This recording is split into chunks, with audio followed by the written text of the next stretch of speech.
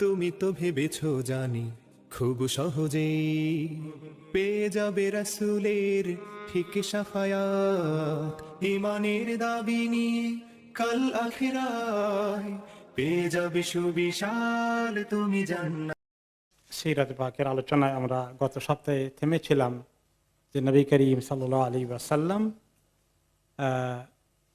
গোপনীয়ভাবে দাওয়াতের দিনের কাজ শুরু করে দিয়েছেন। আমরা যদি দেখি মক্কি জিন্দেগিতে তিনি 13 বছর কাটিয়েছেন। 13 বছরে দাওয়াতের দিনের কাজকে 3 ভাগে ভাগ করা যায়।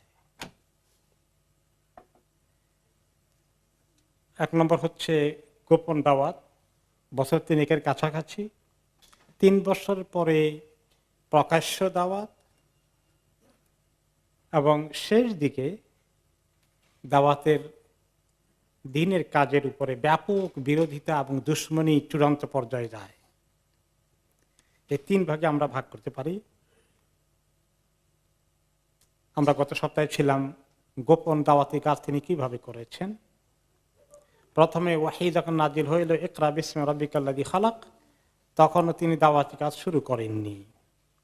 আর দাওয়াতি কাজ শুরু করলেন যখন আল্লাহ তাআলা বললেন ইয়া আইয়ুহাল মুদ্দাসসির কুম ফাআনযির, হে কম্বল মুড়ি দিয়ে শুয়ে থাকা যিনি রেস্ট নিচ্ছেন, ঘুমিয়ে আছেন, আপনি উঠেন, আপনাকে দাওয়াতি কাজ করতে হবে, মানুষকে সাবধান করেন। এরপরে নাজিল হইল সূরা আল মুজাম্মিল, সেখানেও দাওয়াত সংক্রান্ত বেশ কিছু কথাবার্তা আছে। পরবর্তী পর্যায়ে দুশমনী আসবে কিভাবে তার জন্য প্রস্তুতি নেওয়ার আহ্বান আছে। সূরা আল ফাতিহা নাজিল হয়েছে কাছাকাছি সময়ে, কিভাবে নামাজ পড়তে হবে সেগুলো দেখানোর জন্য। এবং আমরা আলোচনা করেছি যে সালাতের হুকুম এসেছিল কিছুদিন পরেই। জিবরীল আলাইহিস সালাম ওনাকে ওযু শিখিয়েছেন, নামাজ শিখিয়েছেন, এবং রাসূলুল্লাহ সাল্লাল্লাহু আলাইহি সাল্লাম তিনি নামাজ পড়েছেন। এবং ওনাকে দেখা দেখি খাদিজা রাদিয়াল্লাহু আনহা, আলী রাদিয়াল্লাহু আনহু, আবু বকর রাদিয়াল্লাহু আনহু, যায়েদ ইবনে হারেসা রাদিয়াল্লাহু আনহু, ওনারাও যারা ইসলাম কবুল করেছেন ওনারাও নামাজ পড়া শুরু করেছেন। কিন্তু এই নামাজটা 5 ওয়াক্ত নামাজ নয়। 5 ওয়াক্ত নামাজ কখন ফরজ হয়েছে? মেরাজে যাওয়ার পর থেকে। আমরা মেরাজের আলোচনা যখন আসবে তখন আমরা সেটা ইনশাআল্লাহ বিস্তারিত শুনব। তার আগে ওনারা কি নামাজ পড়তেন? 1 নম্বরে আসছে যে আল্লাহ তাআলা বলেছেন সূরা গাফিরের 55 নম্বর আয়াতে ওয়াসাব্বিহ বিহামদি রাব্বিকা বিল আশিয়্যি ওয়াল ইবকার। 5 ওয়াক্ত ফরজ নামাজ হওয়ার আগেই এই আয়াতটিতে এসেছে, হে মুহাম্মদ আপনার রবের প্রশংসা করুন সকাল এবং সন্ধ্যা। তো সকালে সন্ধ্যায় ওনারা কিছু নামাজ পড়া অভ্যাস করেছেন, প্র্যাকটিস করেছেন, এবং সেই প্র্যাকটিসটা ফরজ ছিল নাকি নফল ছিল কিন্তু উৎসাহিত করা হয়েছে। এটা নিয়ে উলামায়ে কেরামের মধ্যে বিভিন্ন মতামত এসেছে। যাই হোক, ওনারা নামাজ পড়তেন কিছু, এই কথাটা সবাই একমত। এবং 5 ওয়াক্ত পড়তেন না তখনও, যেহেতু ফরজ হয়নি। এবং এই নামাজ পড়তে গিয়ে ওনাদেরকে অনেক কষ্ট করতে হয়েছে, কারণ গোপনীয় দাওয়াত চলছে। এই মুহূর্তে দাওয়াতটাকে গোপন রাখা, নামাজকে ওনারা গোপন রেখেছেন। ঘরের মধ্যে যাদের একলা ছিলেন সেখানে পড়তেন, বাড়িতে যদি আরো কিছু সদস্য অমুসলিম থাকে ওখানে পড়তেন না। মাঝে মধ্যে জামাতে পড়ার জন্য ওনারা লুকিয়ে লুকিয়ে পড়তেন, একটু বাইরে চলে যেতেন, পাহাড়ের পাদদেশে পড়তেন যাতে কেউ না দেখে।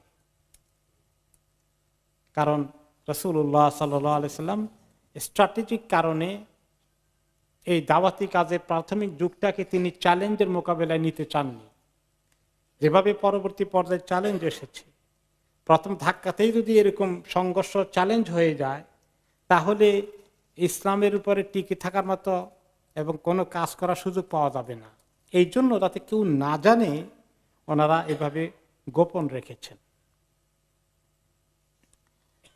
এবং এই গোপন রাখার অবস্থায় তিনি অনেক কাজ করেছেন। তিনি সেখানে সাহাবীদেরকে 1 নম্বরে নিরাপত্তার কারণে তাদের কারো জীবন নিরাপত্তার ভিতরে না পড়ুক, কোনো কষ্টে না ওনারা না পড়ে যান। আস্তে আস্তে ইসলাম নতুন মুসলিমগুলোর মধ্যে কিছু আরো লোক ইসলামের দিকে ঢুকুক। এই 3 বছরে প্রায় 40-এর মতো লোক ইসলাম কবুল করেছেন এই গোপন অবস্থায়। তারপরে ওনারা যখন গোপনে নামাজ পড়তেন, কমপ্লিটলি নামাজটাও গোপনে পড়েছেন, এবং ওনারা কোনো অবস্থাতেই টের পেতে দেননি যে ওনারা মুসলিম হয়েছেন, ইসলাম কবুল করেছেন। রাসূলুল্লাহ সাল্লাল্লাহু আলাইহি সাল্লামও দাওয়াতি কাজ ওপেনলি করেন নাই, নিজেও ওপেনলি প্র্যাকটিস করেন নাই। এভাবে ওনারা লুকিয়ে নামাজ পড়তেন। একবার কয়েকজন সাহাবী এক জায়গায় লুকিয়ে নামাজ পড়ছিলেন, এবং সেখানে একজন সাদ ইবনে আবি ওয়াক্কাস রাদিয়াল্লাহু আনহু কয়েকজন সাহাবীকে নিয়ে মক্কায় পাহাড়ের চিপায় নামাজ আদায় করছিলেন। আর ওই সময় মুশরিকদের কয়েকজন তাদের কাছে আসলো, এসে দেখে তাদেরকে তাড়া করলো, এই কি করো এখানে, এগুলো আবার কি? তাড়া করতে গিয়ে সাহাবীরা তাদেরকে তাড়া করলেন। এ তাড়ার মধ্যেই সাদ ইবনে আবি ওয়াক্কাস রাদিয়াল্লাহু আনহুর আঘাতে মুশরিকদের একটা লোক আহত হয়ে গেল, এবং কিছুক্ষণ পরে সে মারাও গেল। অনাকাঙ্ক্ষিত ঘটনা ঘটে গেল। কিন্তু এই ঘটনাটা সে যখন মারা গিয়েছে, এইটা ওইখানে পড়ে রয়েছে, আর এটা কেউ টের পায়নি কিভাবে কেমনে মারা গেল, যার ফলে সংঘর্ষের রূপ আর নিতে পারেনি। এখন এই দাওয়াতি কাজের একটা মারকাজ ছিল। প্রথমে তো নবী করিম সাল্লাল্লাহু আলাইহি সাল্লাম উনি খুব প্ল্যান করে করে দাওয়াতি কাজ করেছেন। প্রথমে দাওয়াতি কাজের মারকাজ ছিল ওনার নিজের ঘর, খাদিজা রাদিয়াল্লাহু আনহা বিয়ের পরে যে ঘরে তাকে নিয়ে থাকতেন, এখানে সীমিত সংখ্যক সাহাবীকে তিনি তালিম দিতেন, তারবিয়ত দিতেন। কিন্তু যখন প্রায় 40-এর কাছাকাছি হয়ে যাচ্ছে, 10 জন 15 জন 20 জন, এখন তো ওনার ছোট্ট ঘরে তো জায়গা হবে না, তখন ওনারা কি করলেন, একটা ঘর ঠিক করলেন। সেই ঘরটার নাম হলো দারুল আরকাম ইবনে আবিল আরকাম। ওনার ঘরকে উনি টার্গেট করলেন, এবং সেখানে ওনারা মার্কাজ বানালেন, এবং এই মার্কাজের মধ্যেই ওনারা দাওয়াতি কাজ করতে থাকলেন। ওকে, এই দাওয়াতি তারবিয়াতি ট্রেনিং, কোরআন শিখা, জরুরি মাসাইল শিখা, নবী করিম সাল্লাল্লাহু আলাইহি ওয়াসাল্লামকে সরাসরি দেখা, ওনার কাছ থেকে তালিম নেওয়া, এই হলো প্রথম মাদ্রাসা ইসলামের। দারুল আরকাম ইবনে আবিল আরকাম এই প্রথম মাদ্রাসা। আর শিক্ষককে রাসূলুল্লাহ সাল্লাল্লাহু আলাইহি ওয়াসাল্লাম, ছাত্রকে সাহাবীদের একদম টপ লেভেলের এই 40 জন যে প্রথম ইসলাম কবুল করেছেন, এই 40 জন সাহাবীদের মধ্যে অনেক নামকরা করা সাহাবী ছিলেন। আবু বকর রাদিয়াল্লাহু আনহু, ওসমান রাদিয়াল্লাহু আনহু, আলী রাদিয়াল্লাহু আনহু, এরকম জালিলুল কদর সাহাবীরা। ওনাদের অনেকেই খলিফা হয়েছেন, 3 জন খলিফাই এর ভিতরে আছেন। আশারে মুবাশশারার সবচেয়ে বেশি সংখ্যক নাম্বার এর ভিতরেই পড়ে গেছেন। এই এত সুন্দর। আর এখানে সিলেবাস কি?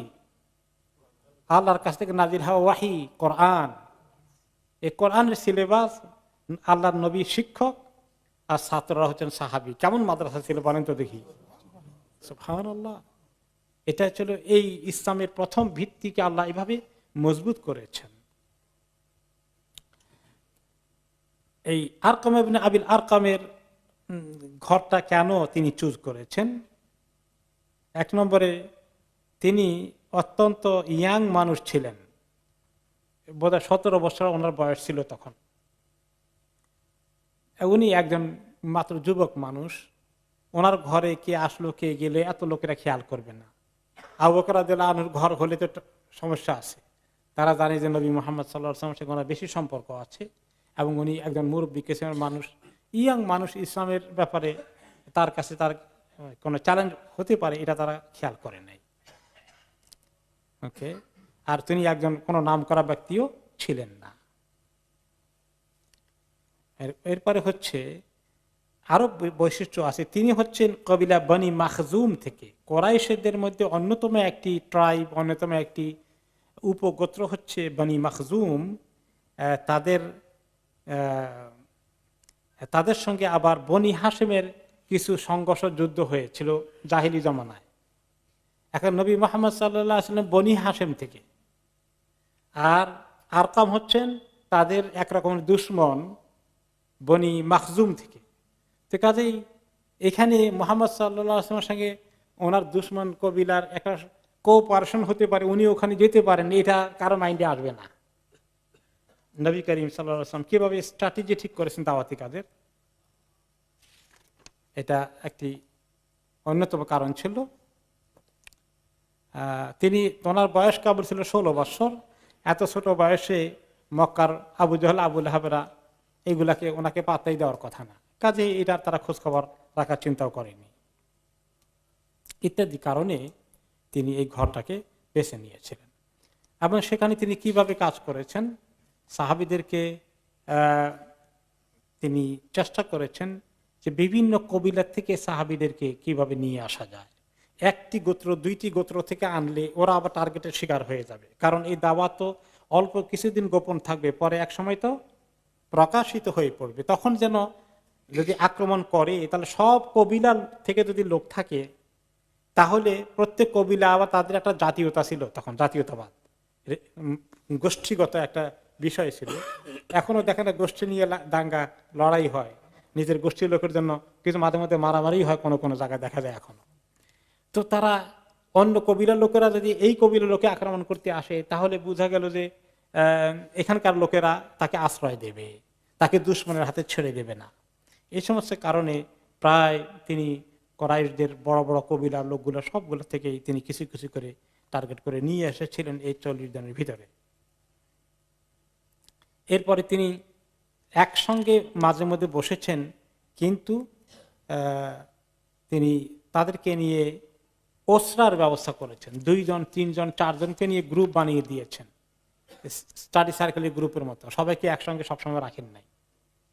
তারা নিজেরা বসে যে ভালো পড়তে পারে কোরআন শরীফ, অন্যদেরকে কিভাবে শিখাবে, এরকম করে করে তাদেরকে বসে বসে মাঝে মধ্যে ভাগ করে দিয়েছেন।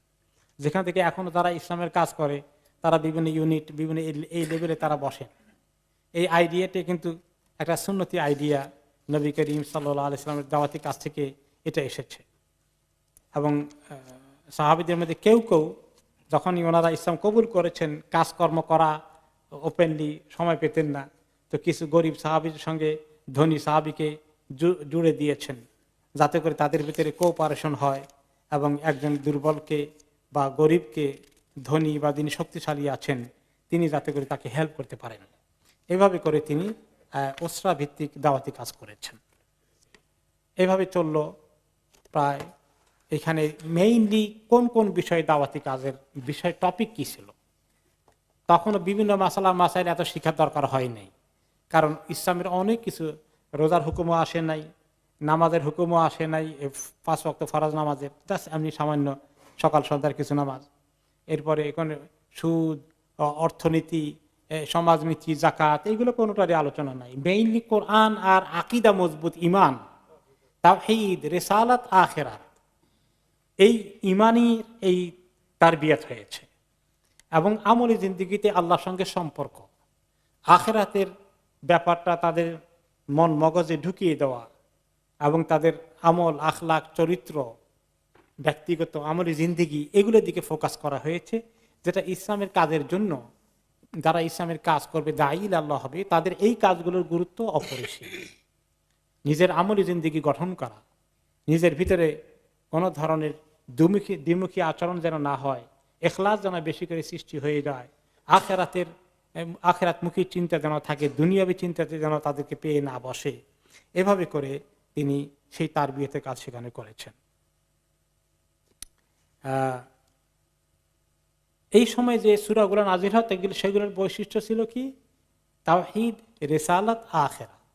এবং আয়াতগুলো ছিল ছোট ছোট, যাতে কঠিন না হয়ে যায়, মুখস্থ করতে ইজি হয়ে যায়। এই জন্য আপনি দেখবেন যে সবগুলো আয়াতই শেষ পাড়ার দিকে, বিশেষ করে যেগুলো মাক্কি জিন্দেগিতে নাযিল হয়েছে, ছোট ছোট আয়াত। আর আরব দেশে কবিতার প্রভাব ছিল, এই জন্য প্রথম আয়াতগুলো কবিতার মতো ছন্দে মিলানো। আলহাকুমুত তাকাসুর হাত্তা যুরতুমুল মাকাবির, মিলছে কিনা? কাল্লা সাউফা তা'লামুন সুম্মা কাল্লা সাউফা তা'লামুন, এভাবে করে মিলছে। সূরা ফাতিহা, ওয়ান অফ দ্য আর্লিয়েস্ট সূরা, সেখানে মিল আছে। আলহামদুলিল্লাহি রাব্বিল আলামিন আর রহমানির রহিম মালিকি ইয়াউমিদ্দিন ইয়াকা না'বুদু ওয়া ইয়াকা নাস্তাঈন, সবগুলা এভাবে মানে যেন সুরে সুরে মিলে এরকম করে নাজিল হয়েছে। আল্লাহর পরিচয় বেশি করে তুলে ধরা, তাওহীদের কথা, কারণ শিরকে ভর্তি হয়ে আছে সমাজটা। আগে তাওহীদ মন মগজে ঢুকাতে হবে, তারপরে এই নবীর কথা, আল্লাহ নবী পাঠিয়েছেন, সেই নবীকে মনে প্রাণে বিশ্বাস করা এবং তার অনুসরণে তার প্রত্যেকটি কথাকে গ্রহণ করার এই মানসিকতা তৈরি করা, তাওহীদের পাশাপাশি রিসালাত, এরপরে আখিরাতমুখী করা, এই তিনটি বিষয় ছিল মক্কি সূরার মেইন পার্ট, এবং যেগুলো তাদের আমলি জিন্দেগিতে বিশাল পরিবর্তন নিয়ে এসেছে। এইভাবে করতে করতে প্রায় বছর 3 পার হয়ে গেল। এখন এর মধ্যে তাদের কাছে কিছু খবর গিয়েছে কিনা, আবু জাহাল আবু লাহাবের কাছে, এই যে কিছু একটা চলতেছে মুহাম্মদ সাল্লাল্লাহু আলাইহি সাল্লাম এবং তার লাইনে কিছু লোক মোটামুটি ওনারা 40 জনের মতো নড়াচড়া করেন, পরিবর্তন হয়েছে, কিছু না কিছু কি তারা টার পায় নাই, টার পেয়েছে। পেয়েও তারা ওই দেখলাম এক জায়গায় নামাজ পড়তে গিয়ে সেখানে একটা ঘটনা ঘটে গেল, কিন্তু এছাড়াও তারা টের পেয়েছে যে কিছু একটা বোধহয় হচ্ছে, কি হচ্ছে পুরো বুঝতে পারছে না। কারণ রাসূলুল্লাহ সাল্লাল্লাহু আলাইহি ওয়াসাল্লাম গোপন রেখেছেন, কয়জন ইসলাম কবুল করছে তাও তারা জানে না, কোথায় বসে তাও তারা জানে না, কিন্তু কিছু একটা নড়াচড়া টের পায়। তো এখন টের পাইলেও তারা মনে করেছে যে এর আগেও, যেমন আমরা শুনেছিলাম সিরাতে পাকের আলোচনার প্রথম দিকে, উমাইয়া ইবনে আবি সালত, কস ইবনে সাঈদা, আমর ইবনে নুফাইল, এই সমস্ত কিছু তৌহিদবাদী লোক ছিলেন নবী করিম সাল্লাল্লাহু আলাইহি সাল্লামের আগে আরব সমাজে। তারা মাঝে মধ্যে তৌহিদের প্রচার করত, বিভিন্ন মেলায় গিয়ে কস ইবনে সাঈদা বক্তৃতা করেছে, তাই না? আপনারা শুনেছেন এখানে, যে সেখানে বলছে যে দেখো এক আল্লাহ আছেন, তার দিকে আসো। তো ওনারা তার নবী না, কিন্তু ওনারা নবী ইব্রাহিম আলাইহিস সালামের কাছ থেকে পাওয়া সামান্য তৌহিদকে ধরে রেখেছিলেন হানিফ হিসাবে, এখানে সেখানে সুযোগ মতো কথা বলেছেন। তারা হয়তো মনে করেছে এইরকমই বোধহয় মোহাম্মদ কিছু একটা ওই লাইনের, এটা এত বড় চ্যালেঞ্জ না, তার সাথে যদি আবু বকর এরকম 2-4 জন নড়াচড়াও করে, এটাও তারা মনে করে নেই যে এমন ইসলাম নামে কিছু একটা বিরাট কিছু ঘটতে যাচ্ছে। এটাকে তারা তবে অপেক্ষায় আছে, যদি বেশি কিছু ঘটে তাহলে তারা কি করবে। এই অবস্থায় প্রায় 3টি বছর অতিক্রম হলো, এবং ইতিমধ্যেই এই 40 জন বা তার কাছাকাছি মানুষের মধ্যে একটা বড় জামাত সৃষ্টি হয়ে গেছে। এরকম হতে হতে এখন আল্লাহ তাআলা এবার আয়াত নাজিল করে দিলেন যে মোটামুটি গ্রাউন্ড একরকম তৈরি হয়েছে, প্রাথমিক কাজের ভিত্তিপ্রস্তর স্থাপিত হয়েছে, এখন আসল কাজ করতে হবে। তো আসল কাজ করতে সারা দুনিয়া একসঙ্গে নয়, আগে মুহাম্মদ সাল্লাল্লাহু আলাইহি ওয়াসাল্লাম নিজের কবিলা এবং আশেপাশের কবিলাগুলো, জ্ঞাতি গোষ্ঠী আত্মীয়তার সম্পর্ক যেখানে আছে সেখানে আগে উনি এই কাজ শুরু করে দিলেন। তখন আল্লাহ তাআলা নাজিল করলেন ওয়ানযির আশীরাতাকাল আকরাবিন। এই প্রথম আয়াত নাজিল হয়ে গেল, ওয়ানযির আশীরাতাকাল আকরাবিন। অর্থ কি? যে আপনার যারা ঘনিষ্ঠ আত্মীয় স্বজন রয়েছে, আপনার জ্ঞাতি গোষ্ঠী যারা আছে, বংশ বনিয়াদের ভিতরে তারা পড়ে, এদেরকে আপনি দাওয়াত দেওয়া শুরু করেন, এদেরকে সতর্ক করা শুরু করেন। ওয়াকফিদ জানাহাকা লিমান ইত্তাবাকা মিনাল মুমিনিন। আর মুমিনদের মধ্যে যারা অলরেডি ইতিমধ্যে আপনার অনুসরণ করেছে, তাদের জন্য আপনি নিজেকে নম্র করুন, তাদের সঙ্গে আপনি ভালো আচার ব্যবহার করুন, তাদেরকে আপনি মায়া মহব্বত দিয়ে তাদের সঙ্গে সম্পর্ক বজায় রাখুন। সূরা শুআরার 214-215 এই আয়াত নাজিল হলো, বিশেষ করে 214, ও আনযির আশীরাতাকাল আকরাবিন। আপনার নিকটস্থ আত্মীয় স্বজন জ্ঞাতি গোষ্ঠীর লোকদেরকে আপনি দাওয়াত দিন। এই দাওয়াত তিনি প্রকাশ্যভাবে দেওয়ার আগে এখানে তিনি 2 ভাগে ভাগ করলেন। এক ভাগে একদম নিজের বনি হাশেমের লোকজনকে, আবার তিনি পরবর্তী পর্যায়ে কুরাইশদের অন্যান্যদেরকেও ডাকলেন। এই বিষয়ে যে হাদিস এসেছে সেটা হচ্ছে যে রাসূলুল্লাহ সাল্লাল্লাহু আলাইহি ওয়াসাল্লাম সর্বপ্রথম বনি হাশেমকে ডাকলেন। বনি হাশেম হলো ওনার নিজের গোষ্ঠী, সেখানে আব্দুল মুত্তালিবের গোষ্ঠীর মধ্যে যারা আছে, আবু তালেব থেকে শুরু করে ওনাদের সবাইকে ডাকলেন। সেখানে আবু লাহাবও ছিলেন, কারণ আবু লাহাব ওনার একদম ঘনিষ্ঠ চাচা। এইভাবে করে তো এখানে যখন তিনি ডাকলেন, প্রায় আনুমানিক 45 জনের মতো তারা হাজির হলো। এটা ঘরোয়া পরিবেশে, বাইরের কাউকে না, নিজস্ব গোষ্ঠীর ভিতরে।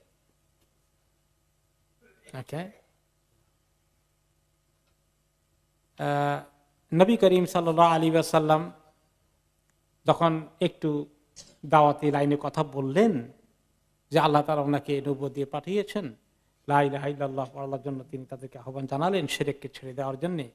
আবু লাহাব তখন চট করে বলে ফেললো, হাউলাই হুম উমুমাতুক ওয়া বনু আম্মিকা ফাতাকাল্লাম ওয়াদাইস সুবাহ। আরে তোমার এত বড় বড় মুরব্বী চাচারা আছে, এরপরে আরো তোমার চাচার গোষ্ঠীর লোকজন আছে, এত মুরব্বী থাকে, তুমি এই নতুন এক জিনিস নিয়ে আবার এখন শুরু করে দিছো এই কাজ, এগুলা ছাড়ো, তুমি চাচাদের কথা শুনো, তাদের তরিকায় তুমি থাকো। ওয়া আলাম আন্নাহু লাইসা লিকাউমিকা বিল আরবি কাতিবাতান তাকা ওয়া আনা আহাক্কু মিন আখদিকা ফাহাসবুকা বনু আবিক ওয়া ইন আকামতা আলা মা আনতা আলাইহি ফাহুয়া আইসার আলাইহিম মিন আন ইয়াসুব্বা বিকা বুতুনা কুরাইশ ওয়া তামুদ্দুহুমুল আরব। এখন সে বলল, দেখো এই তুমি যে দাওয়াত নিয়ে এসছো, এইটা যদি এখন তুমি শুরু করে দাও, তাহলে তুমি তোমার এই চাচার গোষ্ঠী সবাইকে বিপদে ফেলবা। এত আরবদের সঙ্গে যুদ্ধ করার মতো এই সমস্ত আরবদের শিরকের কালচারের বিরুদ্ধে তুমি এসে নতুন করে যে আহ্বান জানাবা, এটা সবাই খেপে যাবে এবং সবাই একযোগে এই আমাদের গোষ্ঠীকে আক্রমণ করবে এবং হামলার শিকার বানাবে। কাজেই এইগুলা না করা তোমাদের ঠিক হবে না, তুমি এগুলো ছেড়ে দাও, তুমি এই সমস্ত কথাবার্তা আর বলো না, বন্ধ করো এগুলো, এগুলা একান্ত ঘরোয়া পরিবেশের কথা। তিনি সুবিধা করতে পারলেন না রাসূলুল্লাহ সাল্লাল্লাহু আলাইহি সাল্লাম, কিন্তু তিনি থেমে যাননি। ওনার ভিতরে কাজ করছে যে আল্লাহ তাআলা তো বলে দিয়েছেন ওয়া আনদির আশিরাতাকাল আকরাবিন, কি করা যায়, আবার ডাকলেন আরেকবার। ডাকার পরে এবার আরেকটু কায়দা করে তিনি একদম খুতবার আকারে কথা বললেন, আলহামদুলিল্লাহ আহমাদুহু ওয়া আস্তাঈনুহু ওয়া উমিনু বিহি ওয়া আতাওয়াক্কালু আলাইহি ওয়া আশহাদু আল্লা ইলাহা ইল্লাল্লাহু ওয়াহদাহু লা শারীকা লাহু। এরপরে বললেন ইন্নার রাঈদা লা ইয়াকযিবু আহলাহ, যে ব্যক্তিকে আল্লাহ তাআলা কোনো কিছুর দায়িত্বশীল করেন, কোনো পরিবারের দায়িত্ব দেন বা কোনো গরু ছাগলের রাখালগিরি করার দায়িত্ব দেন, যে কোনো দায়িত্বশীল করেন, তার উচিত তার দায়িত্বের আন্ডারে যারা আছে তাদেরকে সতর্ক করা, তাদেরকে ছেড়ে না দেওয়া, তাদের ব্যাপারে দায়িত্ব পালন করা। ওয়াল্লাহি লা ইলাহা ইল্লাহু ইন্নী রাসূলুল্লাহ ইলাইকুম খাসাতান, আল্লাহর কসম করে বলি আমি সত্য কথা বলতে বাধ্য যে আপনারা আমার খাস লোক, একান্ত আপন গোষ্ঠী। আল্লাহ তাআলা আমাকে আপনাদের কাছে রসুল করে পাঠিয়েছে খাস করে আপনাদের জন্য, আর বাকি আম তো সারা দুনিয়ার মানুষ আছে। ওয়াইলান নাসি আম্মাতান ওয়াল্লাহি লা তামুতুন্না কামা তানামুন, তোমরা আপনারা কি মরবেন না একদিন? একদিন কিন্তু মনে রাখেন মরতে হবে, যেভাবে আপনারা ঘুমান এরকম করে ঘুমটা যেরকম ভাবে নিশ্চিত ঘুমাতে হয়, মৃত্যুটাও হবে, মরতে হবে। আর যেভাবে আবার ঘুম থেকে উঠেন এরকমই বাস্তবতা হবে, মরে যাওয়ার পরে আবার আপনাদেরকে উঠানো হবে, আখিরাতে আবার জিন্দা করা হবে। ওয়ালা তুহাসাবান্না বিমা তা'মালুন, আর আপনারা যে সমস্ত আমল করছেন, সারা জীবন ধরে যে সমস্ত কাজকর্ম করলেন, এগুলার হিসাব নেওয়া হবে। ওয়া ইন্নাহাল জান্নাহ আবাদান আও ইন্নার আবাদান, আর হিসাবের ভিত্তিতে হয়তো জান্নাতের ফয়সালা হবে চিরদিনের জন্য, অথবা কারো জাহান্নামের ফয়সালা হয়ে যাবে চিরদিন থাকতে। এই দুই ঠিকানার এক ঠিকানায় কিন্তু যেতে হবে। এই কথা শোনার পরে আবু লাহাব কিছু বলার আগেই আবু তালেব বললেন, যিনি ওনার একান্ত প্রিয়তম চাচা, ওনার একান্ত শুভাকাঙ্ক্ষী।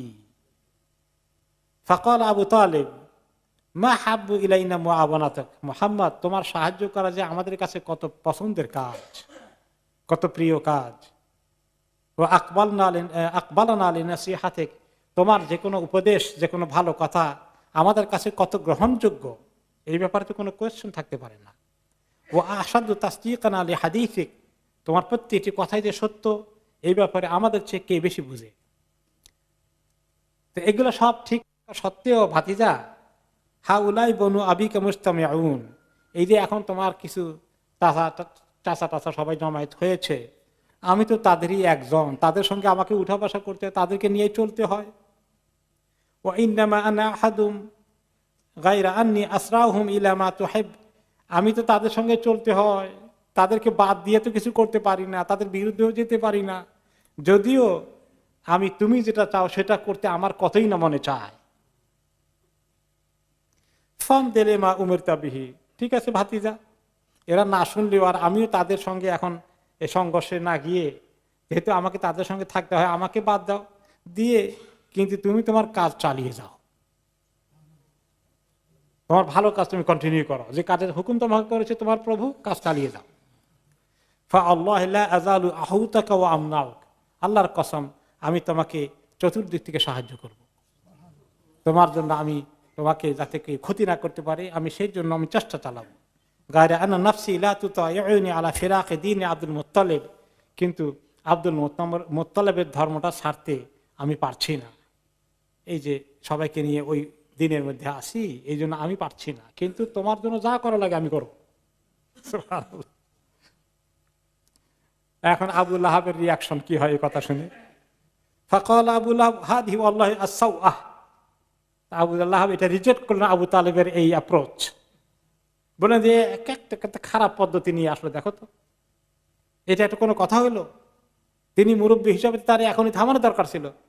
হ্যাঁ, তিনি আরো তাকে উল্টো আরো উৎসাহিত করলেন, খুদ আলাইয়াদাইহি ক্বাবলা আন ইয়াখুযা গায়রাকুম, আমি আবু তালেবের সঙ্গে একমত না, এখন একে থামাইতে হবে ভাতিজাকে মুহাম্মদকে। তা আমরা না থামাইলে অন্যরা চড়াও হবে, সেও আক্রমণের শিকার হবে, আমরাও আক্রমণের শিকার হব। আবু তালেব তখন আবার মন্তব্য করলেন আবু লাহাবের, আল্লাহি লা নামনাহু মা বাকিনা, শোনো আবু লাহাব, আমার কথা হলো এই, যতক্ষণ পর্যন্ত বেঁচে আছি ততক্ষণ পর্যন্ত আমি আমার ভাতিজাকে সাহায্য করব। এখন এই হলো পারিবারিক পরিবেশে, ঘরোয়া পরিবেশে, আপন গোষ্ঠীর মধ্যে দাওয়া। এবারে গোষ্ঠীতে আরো বড় কোরাইশের যত বুতুন আছে, যত আরো প্যাট আছে, বাতন মানে প্যাট, কোরাইশের প্যাট ভাগ হয়েছে না, আরো উপগোষ্ঠী উপকবিলা হয়েছে, এদেরকে নিয়ে সবাইকে ডাকার জন্যে তিনি কি করলেন, সাফা পাহাড়ে উঠলেন। উঠে যে সাফাতে আমরা এখন কি করতে যাই, সাই করতে যাই, কোন কোন রেওয়ায়েতের জাবালে আবি কোবাইস এসেছে। ওই পাহাড় একটাই, ধরেন না খুব বেশি উঁচু পাহাড় না, টিলার মতো আর কি, তো এখানে একটু উঁচু ছিল, ওখানে একটু উঁচু ছিল, তো কোনোটার নাম আবু কোবাইস, কোনোটার নাম সাফা, পাশাপাশি, তো কাজেই একই এলাকা আপনি বলতে পারেন।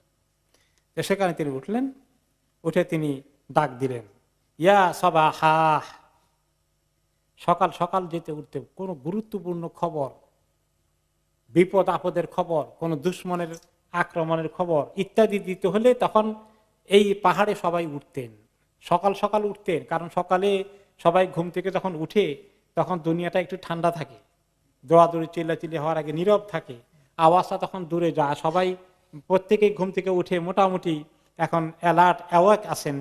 এখন কেউ দুপুর বেলা হলে কেউ কাইলুলা করতে গেল, বিকেল বেলা হলে কেউ আবার ছাগল চড়াইতে বাইরে চলে গেল, কিন্তু এখন সবাই আসে। এই সময়টা সবাই বেছে নিত কোনো গুরুত্বপূর্ণ খবর দিতে হলে, তিনিও বেছে নিলেন এই টাইমকে, এবং তিনি বললেন, এই সকাল সবাই তোমরা এদিকে আসো, সকালের জরুরি খবর আছে। তিনি কবিরাজি করে নাম ধরে ধরে ডাকলেন, তিনি ডাকলেন ইয়া বনি ফেহের, ইয়া বনি আদি, এভাবে করে বনি উমাইয়া, প্রত্যেকটি কবিলাকে ডাকলেন, সবাই আসো সবাই এসো, অত্যন্ত জরুরি খবর আছে।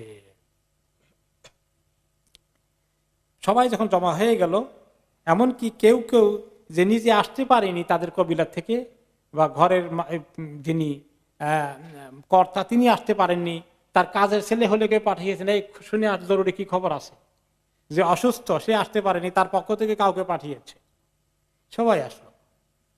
আবু লাহাব আসলো, কোরাইশের সমস্ত কবিরা লোকেরা আসলো।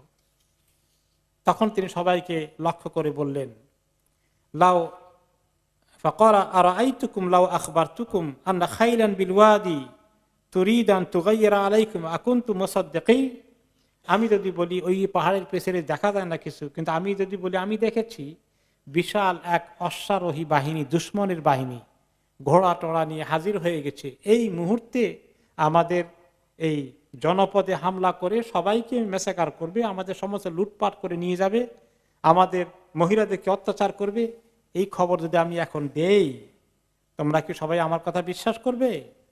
কালু নাম, তারা বলেন অবশ্যই বিশ্বাস করব।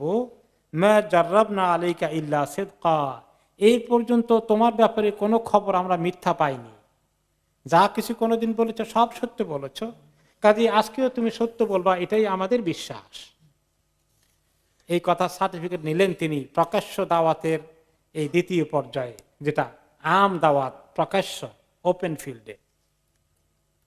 তারপরে তিনি বললেন, ফাইন্নী নাযীরুল লাকুম বাইনা ইয়াদাই আযাবিন শাদীদ, আমি আপনাদেরকে সাবধান করছি যে আপনাদের সামনে আল্লাহ তাআলা এক বিরাট খবর দিয়ে আমাকে পাঠিয়েছেন যে যদি এই শিরক ছেড়ে না দিয়ে, শিরক না ছেড়ে এবং আল্লাহর কাছে না এসে এক আল্লাহর ইবাদত আমরা না করি, তাহলে আল্লাহর আযাবে সবাই হালাক হয়ে যাবে, ধ্বংস হয়ে যাব, এবং আখিরাতে আমাদের জন্য আল্লাহর কাছে আর কিছুই থাকবে না, আমরা ক্ষতিগ্রস্ত হয়ে যাব।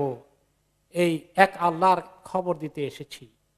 সমস্ত মূর্তিগুলো এগুলো মিছা, এগুলো কোনো মাবুদ হওয়ার উপযুক্ত কিছুই না। এক আল্লাহর ইবাদত করতে হবে, তার জন্যই তিনি আমাদেরকে সৃষ্টি করেছেন। সেই খবর দিয়ে আল্লাহ তাআলা আমাকে রিসালাতের দায়িত্ব দিয়ে পাঠিয়েছেন, এই বিশ্বাসের দিকে আপনাদেরকে ডাকছি। তারপর তিনি এই যখন বললেন, বলার সঙ্গে সঙ্গে আবু লাহাবকে টার পেয়ে গেল। ফাকালা আবু লাহাব তাব্বান লাকা সাইরিল ইয়াউম আলিহাযা জামাআতানা, হে মুহাম্মদ, তোমার প্রতি অভিশাপ বর্ষিত হোক সারাটা দিন ধরে। সাইরিল ইয়াউম, পুরো দিন তোমার উপরে খালি আল্লাহর বর্ষণ, আযাব বর্ষণ হোক। তুমি কি সমস্ত উল্টাপাল্টা কথা বললে, অভিশপ্ত।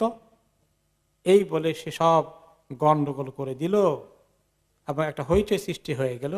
কিন্তু কেউ আর কোনো কথা বললো না, কারণ তারা তো হতবাক।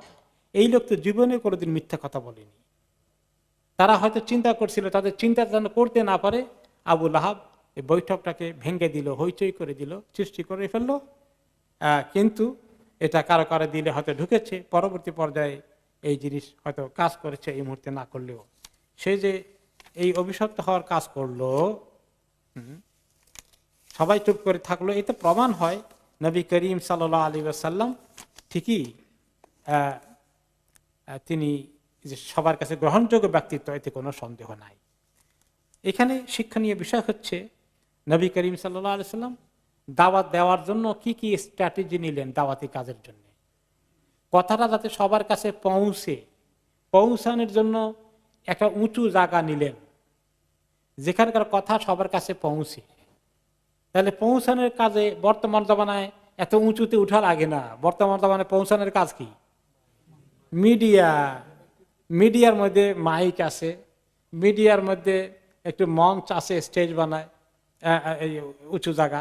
আবার মিডিয়া এখন হলো মোবাইল ফোন আছে, বিভিন্ন রকমের ফেসবুক থেকে শুরু করে ইউটিউব, সোশ্যাল মিডিয়া, এরপরে ইন্টারনেট, এরপরে পত্র পত্রিকা, রেডিও, টেলিভিশন, এসব কিছু কিন্তু ওই সময় ছিল না, বিদায় যেটা ছিল তিনি সেটার সর্বোচ্চ ব্যবহার করেছেন।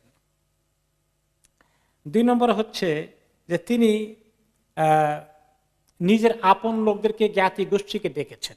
ওই যে প্রথমে তার ঘরে, পরে আবার সাফায় উঠে। এখানে আমরা একটা জিনিস শিখি, দাওয়াতি কাজের জন্য আগে কোন দিকে বেশি নজর দিতে হবে? নিজেদের ঘরের দিকে। নিজেদের ঘরের পরে গোষ্ঠীর দিকে যাইতে হবে। ওইখানে আপনার একটা প্রভাব আছে, আপনার দায়িত্ব বেশি আছে। কু আনফুসাকুম ওয়া আহলিকুম নারা। আমাদের মধ্যে অনেকে দাওয়াতি কাজ করে, বাইরে বাইরে দাওয়াতি কাজ করে, ঘরের মধ্যে সুবিধা নাই। ঘরের মধ্যে দাওয়াতি কাজ করতে ভালো লাগে না, বাইরে করতে খুব ভালো লাগে। এরকম আছে কিনা আমাদের মধ্যে? আমরা আছি। তাহলে নবী করিম সাল্লাল্লাহু আলাইহি ওয়াসাল্লাম সুন্নতি দাওয়াতি তরিকা কোনটা? যে আগে নিজেদের মধ্যে দাওয়াতি কাজ করতে হবে, নিজেদের মধ্যে তারবিয়াত দিতে হবে, তার পাশাপাশি আমরা বাইরে দাওয়াতি কাজ করব। তাহলে এভাবে নবী করিম সাল্লাল্লাহু আলাইহি ওয়াসাল্লাম দাওয়াতি কাজের জন্য একটা সুন্দর স্ট্র্যাটেজি নিলেন। যদিও তিনি জানেন যে এখানে শুধুমাত্র ওনার বংশের জন্য ওনাকে পাঠানো হয় নাই, আল্লাহ তাআলা ওনাকে পাঠিয়েছেন সারা পৃথিবীর জন্য। ওমা আরসালনাকা ইল্লা রাহমাতাল লিল আলামিন। এরপরে আল্লাহ তাআলা কাছে তিনি এই দাওয়াতি কাজ করলেন, করার পরে এখানে থেমে গেলেন না। এরপরে আস্তে আস্তে তিনি সুযোগ নিতে থাকলেন। মক্কার বাইরে থেকে যদি লোকজন আসে, কোরাইশ বংশগুলোর উপগোত্রের বাইরে লোকেরা আসলে তাদেরকেও তিনি অ্যাপ্রোচ করেন। কারণ আল্লাহ তাআলা পরে আরেকটি আয়াত নাযিল করলেন সূরা আল হিজরের 94 নম্বর আয়াতে, ফাসদা বিমা তুমার ওয়া আরিদ আনিল মুশরিকিন। হে নবী, আপনি দাওয়াতি কাজকে ছড়িয়ে দেন। সদা অর্থ হচ্ছে আপনি একটা গ্লাস যদি হাতে নেন, এই গ্লাসটা, এটাকে আপনি ওয়ালের মধ্যে মারেন জোরে, কি হবে? এটা ছড়িয়ে যাবে, ছোট ছোট কণা হয় চতুর্দিকে ছড়িয়ে যাবে। ফাসদা এমন একটা পাওয়ারফুল ওয়ার্ড আল্লাহ তাআলা ব্যবহার করছেন। এই দাওয়াতকে ছড়িয়ে ছিটিয়ে দিন, জোরে সোরে আপনি দাওয়াতি কাজ করতে থাকুন। এই প্রকাশ্য দাওয়াতি কাজের আরেকটি পর্যায়ে আল্লাহ আরেকটি আয়াত নাজিল করলেন, এবং সেখানে তখন তিনি দাওয়াতি কাজ কিভাবে করা শুরু করে দিলেন। তিনি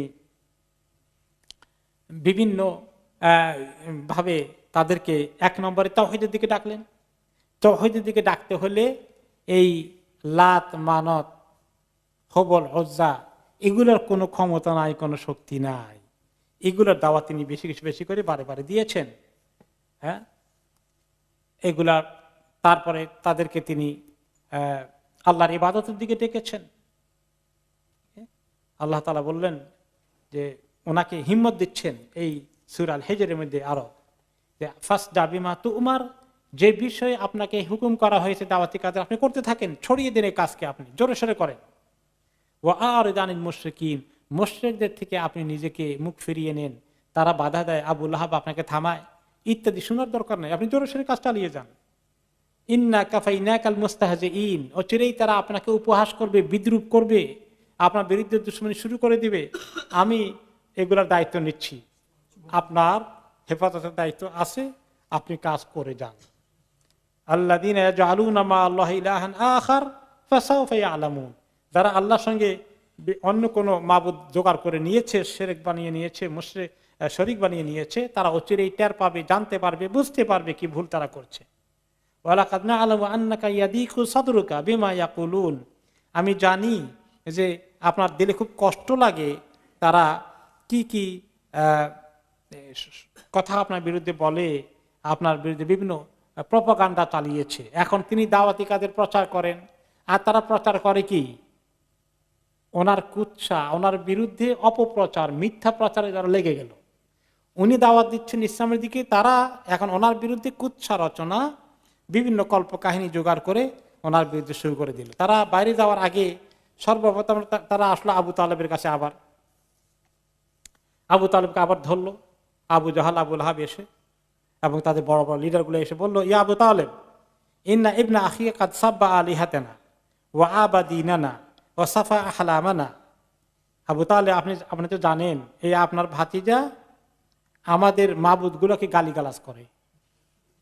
উনি তো গালিগালাজ করেন না, উনি বলেন যে এগুলো তো কোনো কিছু করার শক্তি নাই, এরা তোমাদের কথাও শুনতে পায় না, তোমাদের কোনো দরখাস্ত কবুল করতে পারে না, তাদের হাতে ভালো মন্দের কোনো ক্ষমতা নাই, এই কথা বলে। এখন গালিগালাজ হয়ে গেছে এটা। ওকে, ও আবা দিনানা, আমাদের দিনের ব্যাপারে কুৎসা রটনা করে, আমাদের দিনের ব্যাপারে রিলিজিয়াস হেট্রেড ছড়িয়ে দেয়, ধর্মীয় বিদ্বেষ সৃষ্টি করছে। ও সাফা আহলামানা, আর আমাদের যা পূর্বপুরুষ যারা মুরব্বীরা ছিলেন, এত জ্ঞানী গুণী লোকেরা যারা মূর্তি পূজা করে গেলেন, তাদেরকে সবাইকে এখন উনি বেকুব মনে করছে। তারা মনে যেন কিছুই বুঝে নাই, সে অনেক কিছু বুঝে ফেলেছে। কত বড় বেয়াদবি! ওয়াদাল্লালা আবাআনা, আমাদের বাপ দাদা সবাই গোমরাহ ছিল, সেই কথা বলতে চায়। ফাইমা আন তাকুফাহু আন্না ওয়া ইম্মা আন তুখাল্লিয়া বাইনানা ওয়া বাইনাহু। এখন আবু তালেব আপনার খুশি, হয় আপনি তাকে থামান, না হলে আপনি তার থেকে হাত সরাইয়ে নেন, আমাদের মধ্যে ছেড়ে দেন, আমরা তাকে কিভাবে সাহায্য করতে হয় সেই ব্যবস্থা করি। দুইটার একটা আপনাকে করতে হবে। ফাইন্নাকা আলা মিসলি মা নাহনু আলাইহি বিন খিলাফি, আমরা তো জানি আপনিও তো তার এটার কবুল করেন নাই, তো আপনি আমাদের সঙ্গ দিচ্ছেন না কেন? ফাকাল লাহু আবু তালেব কাওলান রাকিকান, আবু তালেব শেষ পর্যন্ত দেখলো যে কোন সঙ্গে বুঝাই শুনে, আচ্ছা ঠিক আছে ভাতিজারা, আমি কথাবার্তা বলবো, তোমরা এটা নিয়ে বেশি ইস্যু করো না, বুঝে সুঝাই দিয়ে কোন রকমে তাদেরকে বিদায় করে দিলেন।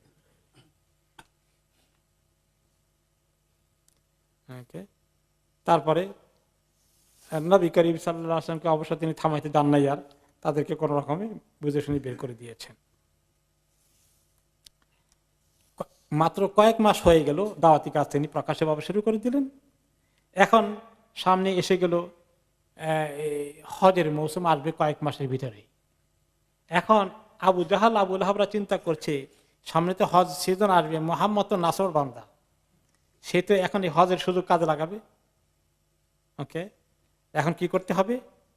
তারা এখন রেডি হয়ে গেল, তাদের গ্রুপ তৈরি করে ফেললো, যত দেশ থেকে হাজি আসবে, কোন কোন জায়গায় ক্যাম্প করবে, কে কে কোন এরিয়া দাওয়াতি কাজ করবে, মোহাম্মদের বিরুদ্ধে, ইসলামের বিরুদ্ধে দাওয়াতি কাজ করবে, প্রচারের কাজ করবে, কুচ্ছা রটনা কাজ করবে, এগুলা ঠিক করা হয়ে গেল।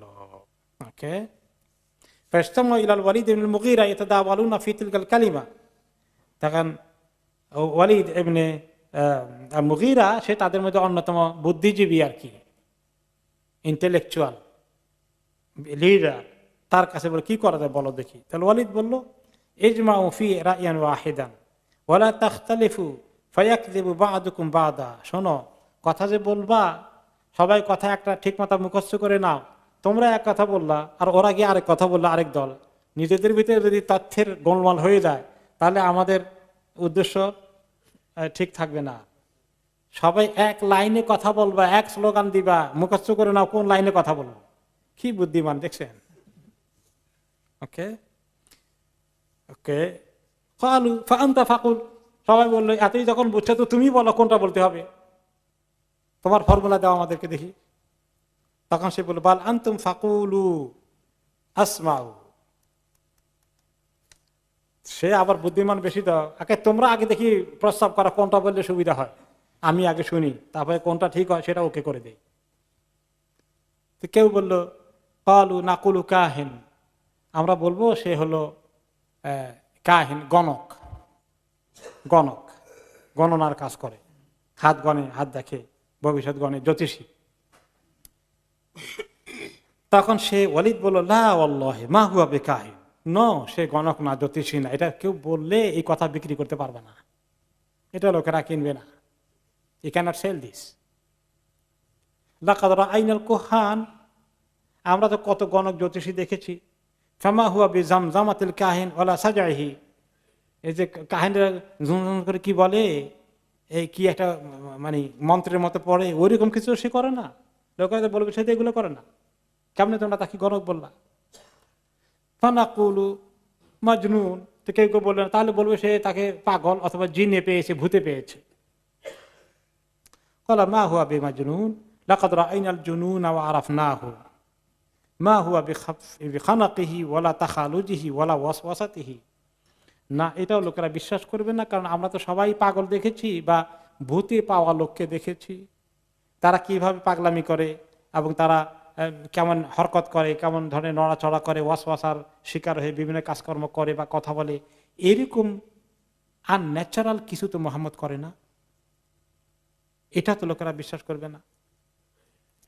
ক্বালু ফানাকুলু শায়র, তাহলে এক কাজ করি, সে কবিতা চর্চা করে, ভালো ভালো সুন্দর কবিতার লাইনে বানাইয়ে এখন বলে এটা কোরআন, এই কথা আমরা চালিয়ে দিই তার ব্যাপারে, এটা কেমন হয় দেখো।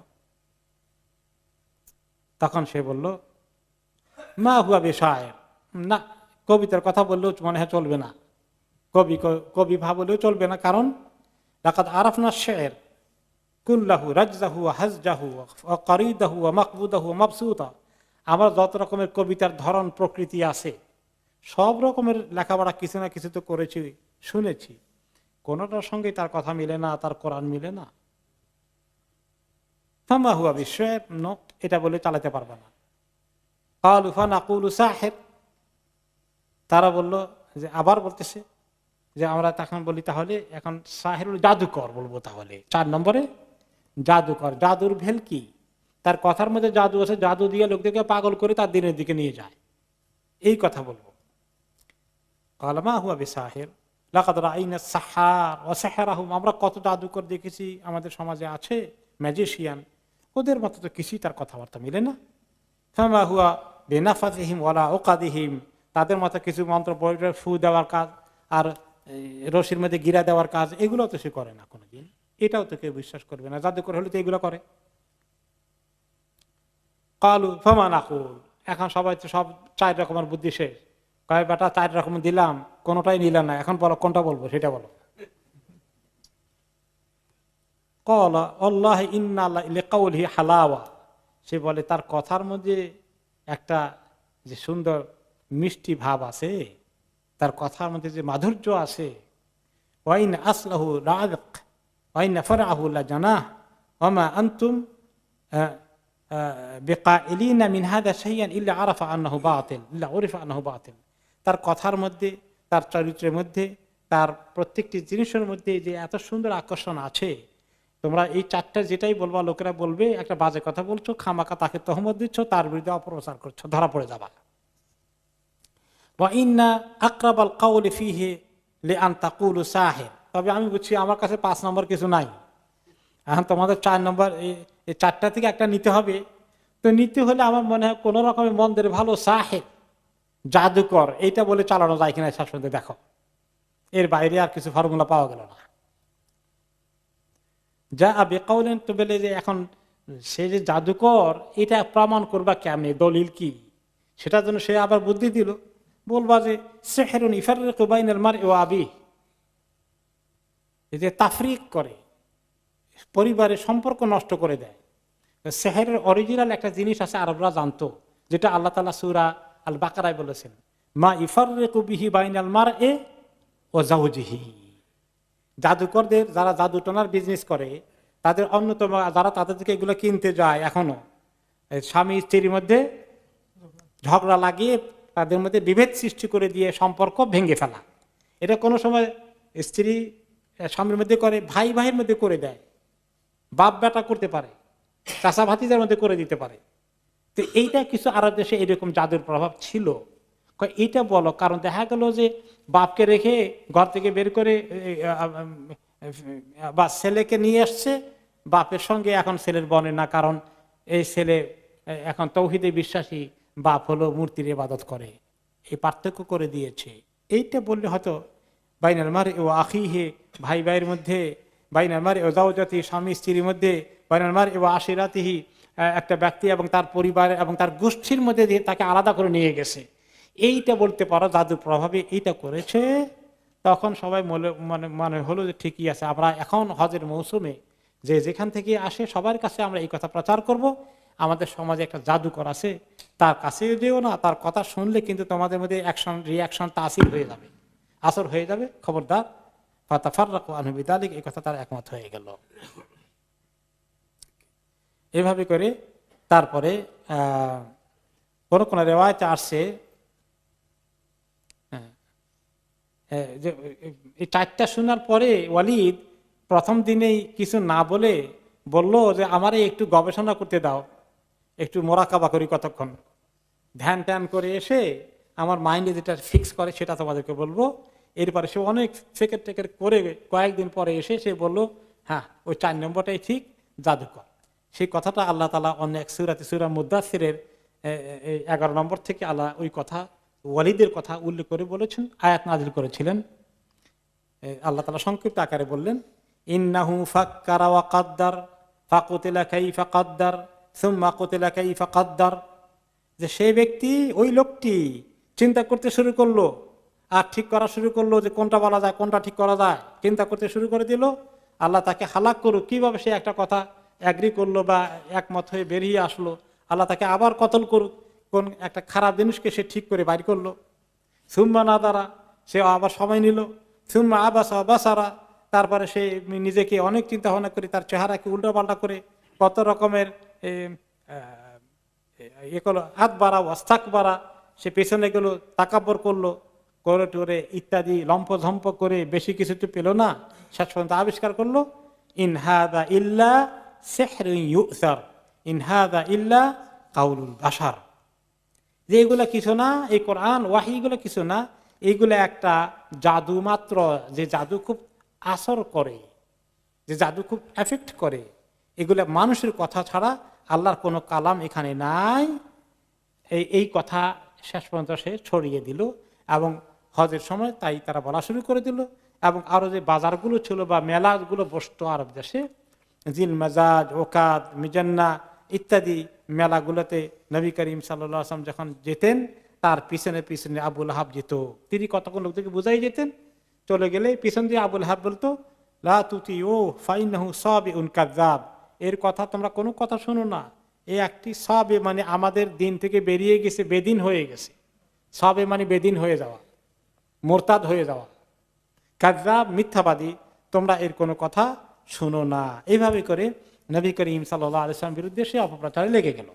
এখন তাদের যে তারা কোন কোন বিষয় নিয়ে নবী করিম সাল্লাল্লাহু আলাইহি ওয়াসাল্লামের বিষয়গুলোকে মানতে তারা অস্বীকার করেছে, আপত্তি করেছে, সেগুলোর কোন কোন জিনিস তিনি তাদেরকে শোধরানোর চেষ্টা করেছেন। এক নম্বরে হচ্ছে তাওহীদের ব্যাপারে। তিনি কিসের দাওয়াত দিচ্ছেন? তাওহীদের দাওয়াত দিচ্ছেন। এক আল্লাহ সৃষ্টিকর্তা, এক আল্লাহ মাবুদ, কোনো মাবুদের আর কোনো ভূমিকা নাই। এসে কথা আল্লাহ তাআলা নিজে কোরআনে পাকে অনেক জায়গায় বলেছেন। সূরা লোকমানের 25 নম্বর আয়াতে, ওয়ালা ইন সাআলতাহুম মান খালাকাস সামাওয়াতি ওয়াল আরদা লা ইয়াকুলুনাল্লাহ কুলিল হামদুলিল্লাহি বাল আকসারুহুম লা ইয়ালামুন। আপনি তাদেরকে যদি জিজ্ঞেস করেন আকাশগুলোকে এবং জমিনকে কে সৃষ্টি করেছে, তারা অবশ্যই বলবে কে সৃষ্টি করেছেন? আল্লাহ। তো এই কথা জানার পরে হে নবী, আপনি তাদের মাবুদের আর কোনো ভিত্তি থাকে? এই কথা তারা যখন বলে, আপনি এখন বলেন আলহামদুলিল্লাহ, বলছো তো আল্লাহ ছাড়া কেউ সৃষ্টি করে নাই, খালাস, আপনার কথা যে সত্য দলিল তারাই দিয়ে দিয়েছে, তারাই স্বীকার করেছে। বাল আকসারুহুম লা ইয়ালামুন, যদিও তারা অধিকাংশ জানে না যে এই মাবুদ এর মোকাবিলায় তাদের মাবুদগুলোর কোনো ভিত্তি নেই। এখন তো তাহলে তোমরা এগুলোর ইবাদত কেন করো, সে কথা আপনি জিজ্ঞেস করেন। আলা লিল্লাহিদ দীনুল খালিস ওয়াল্লাযীনা ইত্তাখাযু মিন দুনিহি আউলিয়া মা না'বুদুহুম ইল্লা লিয়ুকাররিবুনা ইলাল্লাহি যুলফা। তা আল্লাহর জন্য তো একমাত্র দিন, পিওর খাঁটি আল্লাহকেও মানলাম আর বিভিন্ন মাবুদেও স্বীকার করলাম, এটা হয় না। খালেস ভাবে আল্লাহর জন্য করতে হবে। যারা আল্লাহ ছাড়া অন্যদেরকে মাবুদ গ্রহণ করেছে, তাদের বিভিন্ন বিষয়ে তাদেরকে হেল্প করবে, উপকার করবে মনে করেছে, তাদেরকে জিজ্ঞাসা করলে তারা বলে এদের আসলে সরাসরি কোনো ক্ষমতা নাই, আমরা বুঝি, তবে লিয়ুকাররিবুনা ইলাল্লাহি যুলফা, তারা আল্লাহ তাআলার কিছু কাছে আমাদেরকে নিয়ে যাবে, পৌঁছাই দেবে যে আল্লাহ এই বেচারাকে একটু একটু হেল্প করেন, এই সুপারিশটা করে দিবে, এর দূর পর্যন্ত। এখন আমাদের দেশের লোকেরা অলিয়া উলিয়াদের মাজারে যায়, বলে যে উনি সরাসরি না করলেও ওনার উসিলা, ওনার মাধ্যমে আল্লাহ তাআলা আমার হেল্প করবেন। এটাও দেখেন এই সেম তরিকা। তাহলে এই তাওহীদের ব্যাপারে তাদের আপত্তি ছিল যে এত মাবুদ না, এত মাবুদ কেন, সব ছেড়ে দিতে হবে, এক মাবুদ কেন? আজাল আলিহাতা ইলাহান ওয়াহিদা ইন্না হাযা লাশাইউন উজাব, সমস্ত মাবুদকে ফেলে দিয়ে একমাত্র এক মাবুদ ধরে নিতে হবে, এটা আশ্চর্য বিষয়, এটা কখনো মেনে নেওয়া যেতে পারে না। তাহলে তাওহীদের ব্যাপারে তাদের আপত্তি। 2 নম্বর আপত্তি কি? কুফরুহুম বিল আখিরাহ, আখিরাতে আবার জীবন আছে এটা অনেকেই বিশ্বাস করতো না। এই দুনিয়াতেই সব শেষ, মৃত্যুর পরে আবার কে যে আমাদেরকে জিজ্ঞেস করবে? وقالوا إن هي إلا حياتنا الدنيا وما نحن بمبعوثين, তারা বলতো এই দুনিয়ার জীবনটাই আমাদের একমাত্র জীবন, কোনোদিন আমাদেরকে উত্থান হতে হবে, আবার আখিরাতে উঠতে হবে, হিসাব দিতে হবে, এগুলো কোনো ভিত্তি নাই। وقال الذين كفروا هل ندلكم على رجل ينبئكم إذا مزقتم كل ممزق إنكم لفي خلق جديد। কাফেররা বলতো একে অপরকে, অন্যান্য কবিরার লোকেরা এখন আসতো নবী মুহাম্মদ সাল্লাল্লাহু আলাইহি ওয়াসাল্লামের কথা শুনতে, তাদের কাছে বলতে, শুনছো নাকি এই এমন লোকের খবর দেব যে লোকটা বলে তোমরা নাকি মরে গেলে মুজাক্তুম, একেবারে তোমাদের অস্তিত্ব চূর্ণ বিচূর্ণ হয়ে যাবে, মাটি খেয়ে ফেলবে, ওয়াহিয়া রামিম, হাড়গুলো গুঁড়ো হয়ে যাবে, তোমাদেরকে নাকি আবার নতুন করে সৃষ্টি করা হবে আখিরাতে, আবার তোমাদেরকে উত্থান করা হবে। তাহলে এটাও তারা অবিশ্বাস করত। এই হলো 2 নম্বর জিনিস, আখিরাতে, কিয়ামতের দিন, হাসরের ময়দান, এগুলো তারা বিশ্বাস করে না। 2 নম্বর আপত্তি। 3 নম্বর আপত্তি হচ্ছে স্বয়ং রাসূলুল্লাহ সাল্লাল্লাহু আলাইহি সাল্লামকে আল্লাহ তাআলা নবী রাসূল করে পাঠিয়েছেন। কারণ একজন মানুষ নবী রাসূল হতে পারে হঠাৎ করে মানুষদের মধ্য থেকে, এটা তারা বিশ্বাস করে না।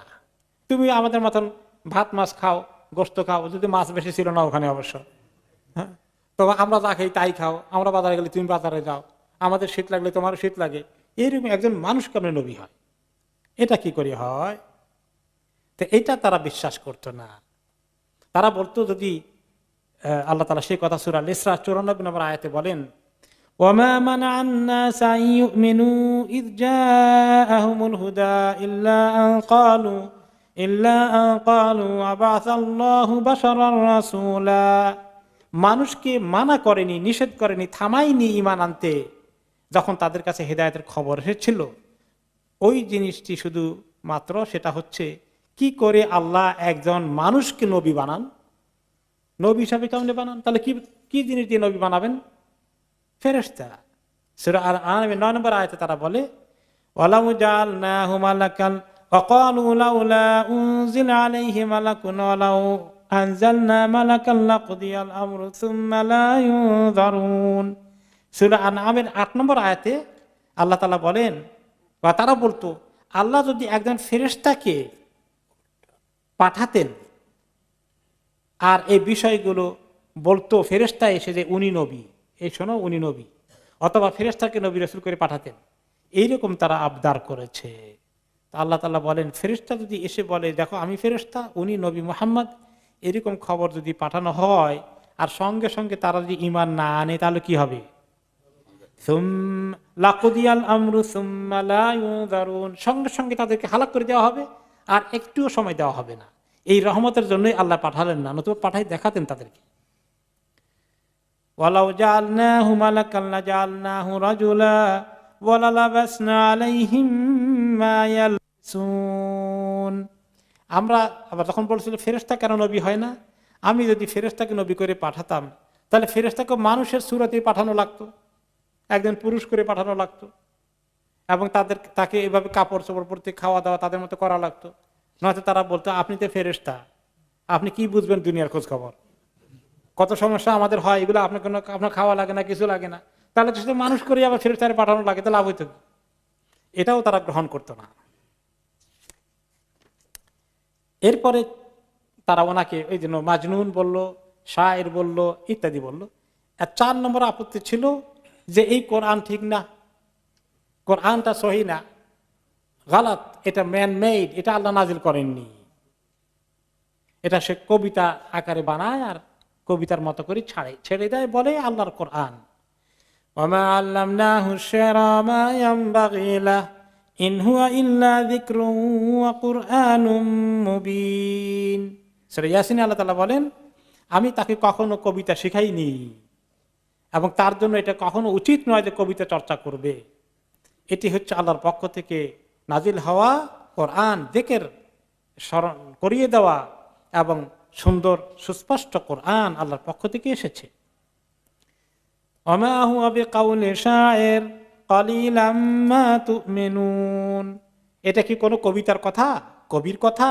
তোমরা অল্পই বিশ্বাস করতে চাও।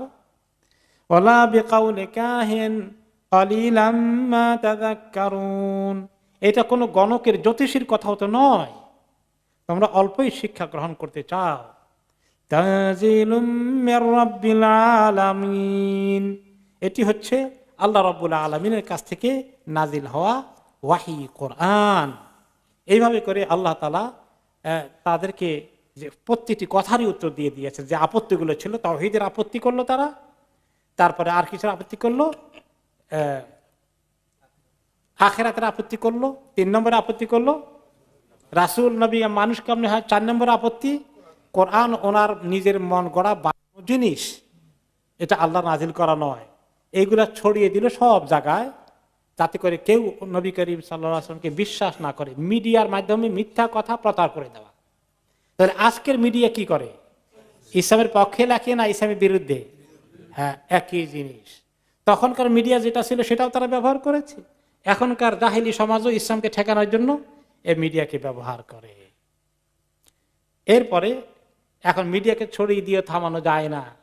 এখন কিভাবে ওনার উপরে এবং সাহাবীদের উপরে অত্যাচার নির্যাতন চলে আসছে, ওনারা দাওয়াতি কাজ করছেন, আর কি অত্যাচার নির্যাতন আসছে, এটা হবে আমাদের সামনের দিকের লেসন ইনশাআল্লাহ আগামী সপ্তাহে। আল্লাহ তৌফিক দিলে আজকে আমরা এখানেই শেষ করে দেবো ইনশাআল্লাহ।